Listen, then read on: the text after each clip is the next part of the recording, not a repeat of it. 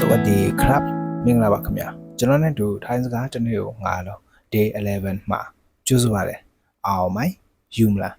အောင်မိုင်းယူမလားပိုင်မိုင်းသွားမလားပိုင်မိုင်းသွားမလားกินไหมซ้ำล่ะกินไหมซ้ำล่ะมีไหมရှိလားมีไหมရှိလားหาไหมရှာမလားหาไหมရှာမလားပိုင်အောင်ไหมသွားယူမလားပိုင်ดูไหมသွားကြည့်မလားပိုင်กินไหมသွားစားမလားมีไหมရှိလား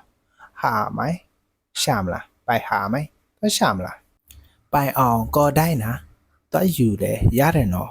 ไม่ไปก็ได้မသွားလဲရတယ်ไม่กินก็ได้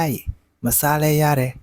ဟုတ်ကဲ့ဗီဒီယိုလေးကတော့ဒီလောက်ပါပဲเนาะပြီးတော့ဒီဗီဒီယိုလေးကလူချင်းမျိုးတို့အတွက်တစ်ခုခုအကျိုးရှိတယ်ဆိုရင်ကျွန်တော်ကို comment မှာ yes လို့မှတ်ခဲ့ပေးပါအောင်ပြီးတော့ထိုအရင်နေ့တည်းကစာသင်ခန်းစာတွေကိုလည်းမမေ့ပြစ်ပါနဲ့အောင်เนาะဒီနေ့နဲ့ဆိုရင်17ရက်ကိုရောက်လာခဲ့ပြီအားလုံးကိုပေါင်းလိုက်55လုံးဖြစ်သွားပြီ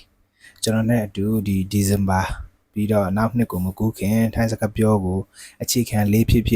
တက်သွားအောင်ကျွန်တော်နဲ့အတူကြိုးစားပြီးတော့တောက်လိုက်ကြရအောင် Thank you ကျေးဇူးတင်ပါတယ်ခင်ဗျ See you the next video guys